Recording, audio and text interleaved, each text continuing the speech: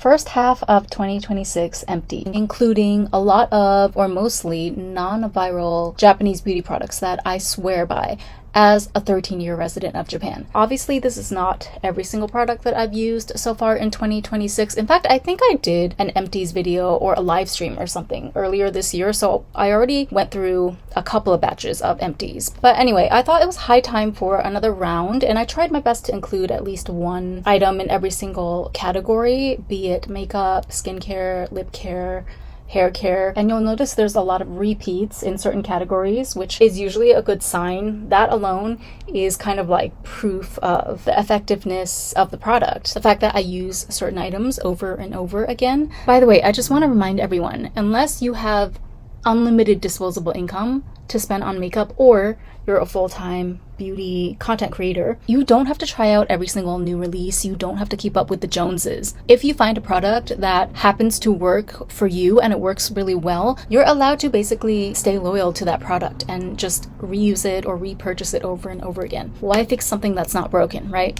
And that can be said of most of the products in this Empties batch. We'll start off with, first of all, I think everyone that watches my channel knows by now, I swear by this lip cream from Nivea. I always get it in this deep moisture formulation. I think they have another one, but this one is my favorite. It's just the right balance of like melty. It melts and it glides onto your skin, but it's not too melty to the point where it's messy and it gets everywhere. And I always get it in this olive and lemon flavor, except for this one time where they were just out of my favorite flavor, so I picked it up instead in honey, which is also nice, but I still prefer the olive and lemon. And in fact, the other day I saw they were having like a little bit of a sale. It was only 11% or something, but I went ahead and stocked up on 2 more because it was cheaper on Amazon, like 70 yen cheaper than the retail price, which is actually quite pricey. I feel like, I think it's around 570 yen, which I usually always try to buy this with a 15% off coupon if I'm buying it directly from the drugstore, or as I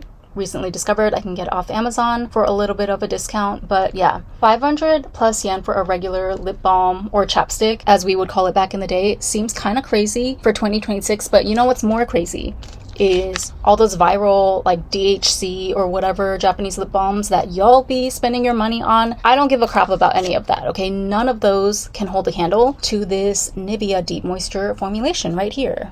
And just to show you I'm not bluffing, I really do use up every single tube down to the very last drop, or as much as I can dig out from the bottom of the tube there.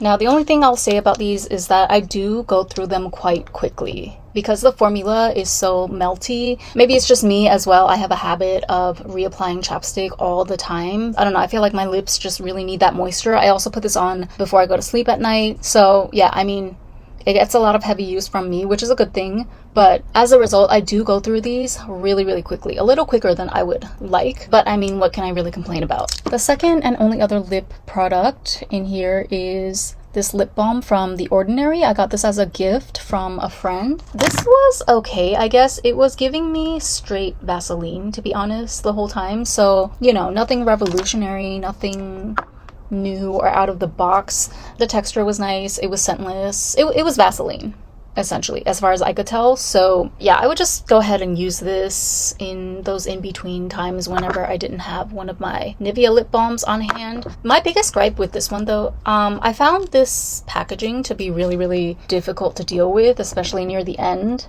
as there was less and less product in the container. I'm not a fan of like squeezy tube packages like these. I feel like it just adds unnecessary strife and labor to my beauty routine. Sorry if that sounds like I'm being a diva, but I mean, like, why would I go for something with fussy packaging like this when I can just literally swipe and go with a classic lip balm type packaging? You know, don't fix what's not broken, as I said before. So yeah, I would never repurchase this by myself. There was nothing special about it. It wasn't particularly moisturizing either. I felt like the moisture didn't stay very long on my lips. It wasn't a very long lasting nourishment, but there was nothing offensive about it. It's just that I would never, repurchase this or purchase it on my own because I already have my favorite. As far as lip care goes, another item which I have multiple empties of. Yeah, these are the most repeats that I have in this current batch. These amazing eye drops by Roto that I discovered back in like February, March, I'm not sure. It was back when the allergy season was really bad and my eyes were literally just going through it. Like there were mornings that I would wake up and I could barely even open my eyes. It was that bad. And I'm someone who typically has pretty dry eyes anyway, especially since I wear a lot of contacts when I go outside. So I'm always like on the hunt for the most moisturizing contact solution, the most moisturizing contacts to begin with. But after I found this particular formula, it was a wrap. This is definitely the most comfortable, smoothest feeling contact solution. Or I don't know if this would be classified as solution. I think they're just eye drops, right? It's megusuri in Japanese. So yeah, these are like the smoothest formula of eye drops that I've ever tried in my life. One drop of this in each eye provided instant relief during like the highest point of allergy season, when I couldn't even open my eyes in the morning prior to that. And with other brands or with other solutions in the past, I would always get like some relief, but it would never get past maybe 60 to 80%. With these, they feel like literal real tears. They truly feel like nothing, just the liquid relief when I drop these in my eyes. There's not even like a hint of stinging or anything like that. So I actually bought these in bulk as well on Amazon. Can you see a pattern here? But no, when it comes to like my truly tried and true essentials that I can't live without, oh yeah, I'm gonna buy that stuff in bulk with no hesitation, especially if it comes at a discount, which it usually does. I think they were having a sale on these too, so I picked up a lot of these because these are not cheap. Either.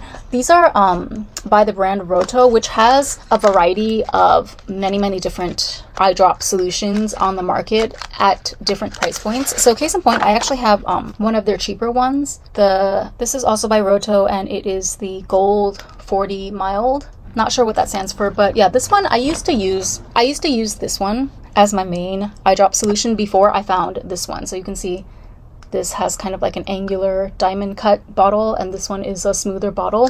However, price-wise, this one is a lot pricier because what is this called? This one is called the Algard Clear Mild X, and it is specifically formulated for allergies and irritated eyes. So this one goes for like, I think 1,500 yen a pop or something crazy like that. It also doesn't have as much product as this one, but by far, this is the smoothest eye drop solution I've ever come across in my entire life. And actually, I need some right now.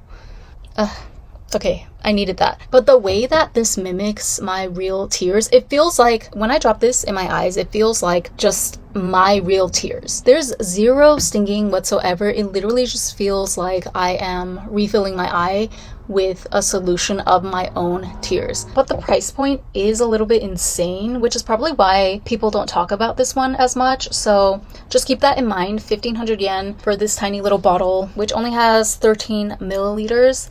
I understand that's not something that everyone can just repurchase over and over again. So if you're like on more of a budget, I would still recommend the regular gold line. This one has 20 milliliters of product and it's closer to 600 yen, which is a lot more affordable. So either one of these, honestly, are a good bet. But just for me, since I have like really dry eyes, I don't know what happened as soon as I hit my mid-30s. My tear ducts decided to just dry up. Probably because I cried all my tears already for all the crap that's happened in the past few years. Cue the world's smallest violin, I know. Anywho, moving on, I actually have 3 Can Make Metal Look mascaras. These are the ones with the metal wands, and you can see from the caps, they're all slightly different formulations or different shades. Oh, and this one is the volumizing version. So the story with every single one of these is that I would use it, like I would get it and then I would use it once or twice.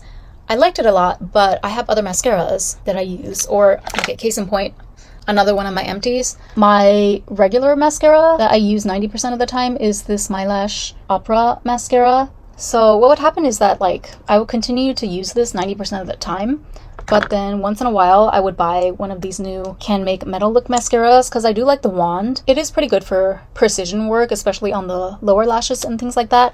But the problem with these is that they go bad so quickly, and you can really tell because it just smells foul really, really quickly. It smells like something is burning on a stove. Yeah, not a pleasant smell.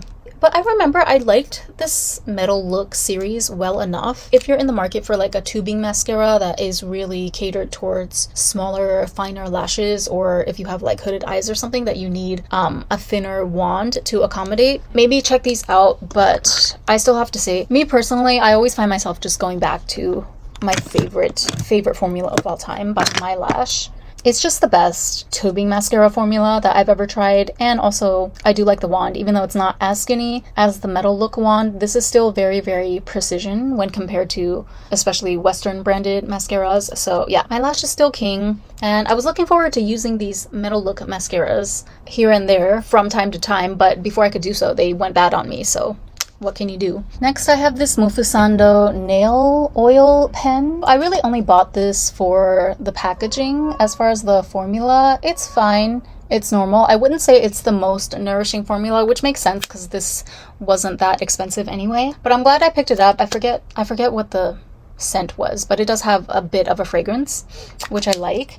And I've since replaced that with this soju bottle nail cuticle oil. See, it says strawberry nail oil. Remember, I used to have a lip plumper from this brand or this line. I had to get rid of that one because it straight up burned my lips, but they came out with a new line of cuticle oils in the same packaging, so that made me really happy actually, because I feel like this is more my speed and I can actually use and not just keep around for the packaging. Basically, I only buy nail oils for shits and giggles. It's one of those items that you can have more fun with it. Like, I'm sure there's better formulas if you really want like more concentrated oils. You can get that. You can get that at different price points and whatnot. But if you just want to have some fun with some cute packaging, I feel like this is the perfect category or item to do that in, because nail oil is not that deep. You can use it on your toes as well. So I'm definitely going to try my best to use this up. I have no idea how long it's going to take, but once it's used up, I'm sure you'll see it in a future Empties video at some point. Then I have two liquid eyeliners, which usually these last me forever. Like, even after they're dry, I'll run them under hot water and then extend the life by 2 weeks or whatever. And I can do that a couple of times, but this one in particular I've had forever. This one is by Heroine Make. Oh wait, no, is this Heroine Make? No, this is Rose de Versailles. But yeah, watch, it's probably gonna have ink now. See, all of a sudden it's revived. But no, I've had this for like a really long time, and even though I was able to swatch it on my hand, trust me, this thing dries out within like 2 seconds whenever I try to drag it across my eyelid. So I think it's time to say goodbye. Plus, I'm kind of back in a black era with my liquid liner. It was brown for a minute there, but now we're back to black. So this one also kind of, you can see the tip exploded, but this one is by Peri Pera. And currently I'm using this super thin liner with a razor thin brush by Judy Doll. And so far, I think I'm most impressed with this brush tip. So like basically any Asian brand, I feel like, makes good liquid eyeliners, especially since the Asian brands, they tend to have more of the brush tip applicators than felt tip. I avoid a felt tip applicator like the plague. In fact, I feel like that's very played out. I'm kind of surprised whenever I see or hear that there are certain Western brands still doing that. But yeah, as far as Asian brands go, brush tip applicators are definitely the de facto for liquid eyeliners. After that, it just depends on your preference in the thickness of the brush. So I find that lately I really like as thin of a brush as possible, case in point. And so far, this Judy Doll liner is really, really fitting the bill for me. In fact, a lot of the Chinese brands, I feel like, do a really, really good like micro thin brush for their liquid eyeliners. So yeah, I'm probably gonna repurchase this Judy Doll though when I eventually run out of it, because I'm really satisfied with that. As far as eyes go, I have 2 more eye products. So this is my eyelash glue that I use for all my lashes, whether individual or strip. It's by Miche Blooming. I find this to be gentler than the D-Up one that I used to use. And actually, this is the used one, right? Tell me why my current tube is looking even more beat up than the used tube. I actually don't have any more of these left, so I'll probably go out and pick another one up just to have as backup. I like to have at least one backup tube of eyelash glue at any given moment. It's not as serious as my chapsticks and my eye drops, which I can literally order by the caseload from Amazon, 10, 20 at a time. It's fine. But as far as eyelash glue goes, I feel like 1 or 2 is enough, because I don't know, maybe it's just in my head, but I feel like since it's glue, you know, even if you don't open it, if you let it sit in the tube for long enough, it's gonna congeal or something. So I don't like the thought of having 10 backup tubes of eyelash glue just sitting there in my house. But yeah, I'll probably go pick up one after I film this video, because my current tube is looking to be on its way out soon as well, to be honest with you. Oh, my heavy rotation eyebrow mascara. I feel like there's more product in here, but to be honest, I kind of just got really sick of this formula and it started to get kind of gunky. So I decided to toss this, and instead, or in its place, I've been recently using and really loving this Kiss colored eyebrow mascara. This one is also a lighter color, which I kind of like. I'm digging kind of like a concealer brow moment at this point in time. I don't know if that's what it's called, but you know, I like to have my eyebrows a grayish color that's several shades lighter than my hair color. I feel like it just looks more modern that way. I like the brush on this one as well, and I feel like no one talks about this because it's from a brand that is such a mainstay of the Japanese drugstore scene. Like, Kiss has been around forever, but for some reason I feel like they can't get a TikTok viral product to save their life. Maybe they don't want to though. Maybe that's not their MO as a brand, but Kiss actually has several bangers that are being severely slept on, I feel like, by the TikTok, Japanese makeup, Asian makeup community. Just to put it out there. So if you heard the meowing in the background, here is the source of that meowing. Maxine has decided that she's had it with my voice. There always comes a point whenever I'm recording or live streaming to where I feel like she just starts yelling for attention. I don't know if it's because she wants attention or she's sick of hearing me yap on and on. Okay, who knows what's going on in that little noggin. But yeah, look at how quiet. Now we're so quiet and demure, huh? In front of the camera. Okay, can I get this attitude for the rest of my filming? I only have a few products left. Ah, you're so demure today. Okay. Mommy has to get back to work. Okay, I literally just went outside because I was craving this pastry. Let me show you guys, actually. I guess we're gonna have a little mukbang break. But this is a matcha Danish from this little bakery near me. It's actually quite expensive, but so worth it.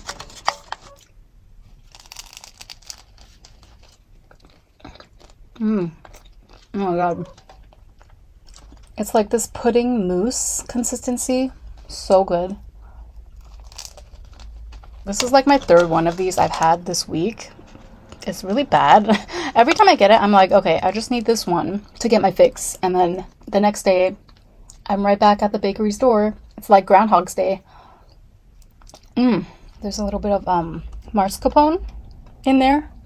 And there's like a dried fruit of some sort on the bottom. It's so decadent. Okay, sorry. Let me...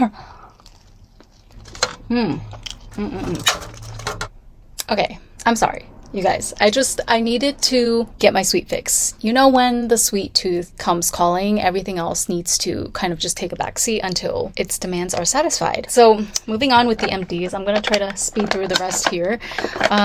So my Fenty MVP red lipstick, I have to sadly say goodbye to this because it's just gone really bad. It smells really fishy and not pleasant, although this still is my favorite, yeah, pretty much my favorite liquid matte lipstick formula to date. So if I ever get a chance to purchase another one, I might go ahead. But since there's no Fenty available in Japan, and I don't know the next time when I can travel to a country that has a Sephora, for the time being, it's going to be the end of an era. And actually, well, that reminds me, I kind of made a pact with myself to not buy anything else from Fenty. I own a couple of items from Fenty, so I'm going to keep using up what I already have. Like, for example, this gloss bomb in hologram. I really like this, and I'm gonna try to empty this as much as possible by the end of the year. But yeah, once I make my way through all of my current Fenty items, I don't think I'm gonna be purchasing from the brand anymore, because to be quite frank, I just don't want my dollar or my yen to trickle down back to ASAP Rocky at the end of the day. I don't know how else to put that. I mean, trickle down dusty economics is a thing, you know, and we are not going to be participating in it. We're not going to be contributing to that in this household, okay? Even if that means giving up Fenty, I can't do it. I have to stick to my principles. All right, so next up, this is the second time that I've used up one of my Dazone tear bag liner pencils. You see it has like a dual tone there, and I think this actually snapped off, which is unfortunate. It is prone to do that, but I'm working through another one at the moment, and I actually have one brand new in the box. So this is what it looks like when it comes straight from Shein, which is where I get it off of, in the shrink wrap and everything.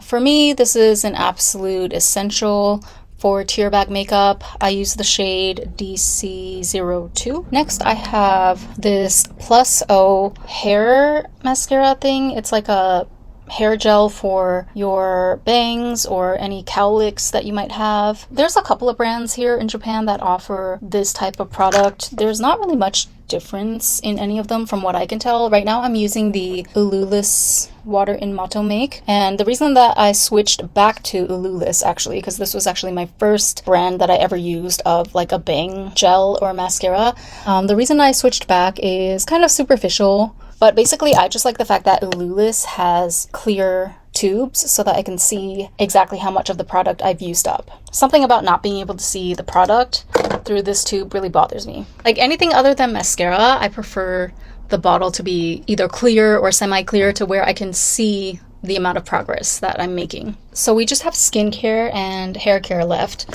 Or like this was also part of hair care. So I have a hair mask that I swear by that nobody ever talks about on social media, but this is the Diane Power Treatment Mask. This is just one. I kept one just for the sake of showing on this Empties video, but I go through these at least 2 tubs per month. I order these in bulk from, again, Amazon, 6 at a time. Fino, we don't know her. Like, does she even go here? I don't understand. I never liked the Fino mask, and I'm not really sure why you all are obsessed with it. I tried it once before. I don't like the smell. I don't like the texture. It's very plasticky. Like when I use it, I feel that it never truly, you know, melts into my hair. I feel like it kind of just sits on top. I don't really know how to explain it, but yeah, just very like waxy and plasticky. I never understood the hype with Fino.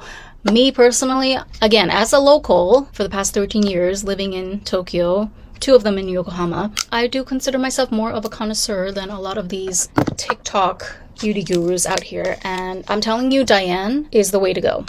See, look, this is the texture of the Diane. You see how it's like very, very, it's basically just, you know, a slightly stronger than usual conditioner. I use it pretty much in place of a conditioner whenever I'm showering. I try to keep it on for a couple minutes, so I'll apply this to my hair in the beginning of my shower session, and then I'll wash, you know, my body and everything else while I'm waiting for the goodness to soak in. And then for like the final step, I will rinse out my hair completely. But yeah, Diane Treatment Power Mask blows Fino out of the water, in my opinion, for whatever it's worth. I know that none of you are going to listen, though. You'll probably still go buy Fino because it's the more affordable option. You know, actually, now that I think about it, maybe that's it. Maybe it's the price point, because the Diane is not cheap. Hold on. I forget how much it actually costs. Why is it so hot all of a sudden? Yeah, so the Diane is like $13.20 per tub, and I believe the Fino, I don't know how much it retails for, but I just saw a special at my local Donkey where they were selling the Fino for 500 yen per tub. So this one is definitely pricier, but way better in my opinion. It also depends, obviously, what your individual hair type is like. For example, my hair is very fine and thin and prone to frizziness, as you can see, especially during humid, rainy days such as today. So I need something that is like more nourishing and more able to reach every single strand. I feel like, again, the consistency of the Diane, it really like melts in and, you know, coats every single strand of my hair to give me that desired sleek, shiny finish. Next up, I finished these Daily Shine Calming Masks from Miguhara. This was in a pack of 30, and it took me like a little over 3 months to finish this entire thing because I was using other, random skincare products in between. But yeah, these were pretty good. But nothing to write home about. I actually got this as PR. This brand reached out to me over Instagram and they sent over a couple of their things. I kind of ghosted them and didn't make any content because, I just realized at some point, I don't know, there was this one period where lots of different brands, typically like Korean skincare type brands, like Miguhara, I don't know, again, is that a known brand or a known name? I myself had never heard of it until, the representative DM'd me on Instagram, but I get a lot of offers like that these days from my social media, typically from like Korean skincare brands asking me to review the same kind of stuff over and over again, like face masks and random creams and stuff. And I just realized very quickly after doing 2 or 3 that the amount of labor involved in making a piece of content, plus you can't just freely make your own review. A lot of these brands have their own stipulations and specific things that they want you to say, or like a specific sequence of shots that they want you to put in the reel. And I realized very quickly that it just was not worth my time to do that in exchange for only free product. So I ghosted a couple of brands after getting a few samples like that, and they probably blacklisted me from some master list, which is probably why I don't get any DMs anymore, which is totally fine with me. So anyway, but while it lasted though, I did finish these up and find them to be fine, whatever, nothing to write home about. Again, if I didn't receive it for PR, I would never go out of my way to buy those masks in particular. And then finally, last but not least, this is a little bit of a nostalgic item for me. Fourth Ray Beauty, which is ColourPop's sister skincare brand. I don't know if they exist anymore. So this I received as a gift from a friend. It was like years ago. I'm talking maybe 4 or 5 years ago. These are the Chill Sesh Hydrating Eye Masks. They were just like cooling pads that you put under your eyes. The material was more of like a silicone rubbery material, not the typical cloth material that you find in most sheet masks. Yeah, I remember I always liked these, but for some reason, like it would always kind of be, at the bottom of the pile. So I would use it once or twice, but then it would fall back to the bottom of the pile and I'd forget about its existence. Then all of a sudden, a couple of months ago, again, it was during allergy season, I think. That's when these really came in clutch because they helped to soothe my eyes from all the irritation and the redness of the pollen. And then after that, they were just gone all at once because I started to use them every day. So I'm glad that I finished these up, but it's a little bit bittersweet because I'm just so used to seeing it in my makeup collection and now it's not going to be there anymore. Actually, come to think of it, I haven't bought any new skincare at all this year. So all of my skincare and hair care, as a matter of fact, aside from the Diane mask, which I use religiously, but yeah, aside from the Diane mask, I haven't bought any new shampoos or conditioners or skincare this entire year. I've been surviving off of basically just the winnings that I got from my beauty pageant earlier this year. They gave me a ton of skincare and shampoo and all of that. So I have not purchased any shampoo or skincare, including any type of masks, serums, etc. this year with my own money so far, which I think is pretty impressive. And I'm still like nowhere near close to running out. I also have, again, a few other skincare samples from brands that I was supposed to do reviews on, but then I ended up just ghosting the brand because it wasn't worth it to me to make the review for them. And I wasn't passionate enough about the product that they sent me. So yeah, I think I'm like pretty much on track to finish out the rest of this year without buying a single skincare or hair care related item, at least like shampoo and conditioner wise. Again, cannot live without my Diane, but she's in a lane of her own. So anyway, those are my empties for 2026 so far. We are officially at the halfway point, pretty much. So I'll try to do another empties video, of course, as soon as I can, as soon as I have enough buildup of, completely used up products.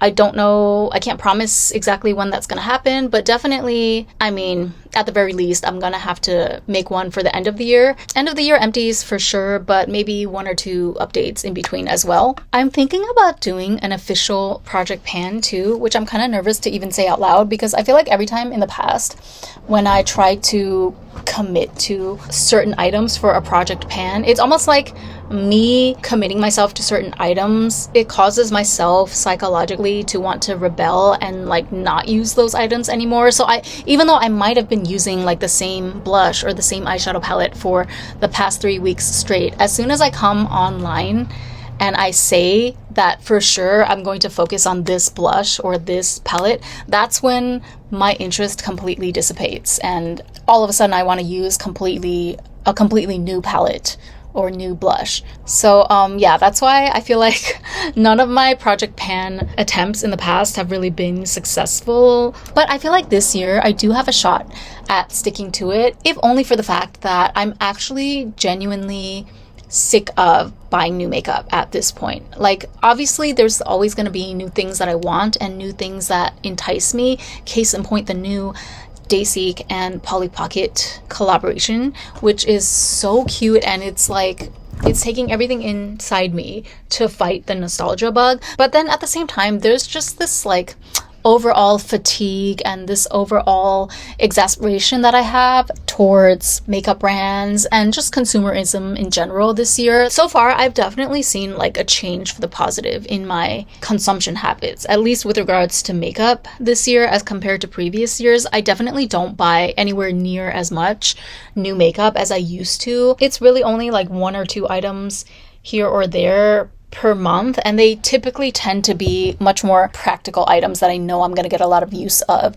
It's not like in the past where I would literally buy the entire new Flower Nose collection and then, 2-3 years later, here I am with a bunch of Flower Nose palettes that I don't even reach for on a daily basis. Those days are behind me. So I feel like, yeah, maybe it's time for me to take advantage of this new matured mindset towards consumerism to jumpstart like a proper project pan project. But I don't know. You guys let me know what you think. If no one is interested in me doing a project pan series, then I'm just not going to do it because these types of videos take a long time to film and edit and all of that. So you guys understand, I do need to strike that balance between like making content that I actually want to, that's authentic to me, but that also draws at least a decent amount of viewership. Anyway, with that being said, thank you for watching as usual, and I'll catch you in the next one. Bye!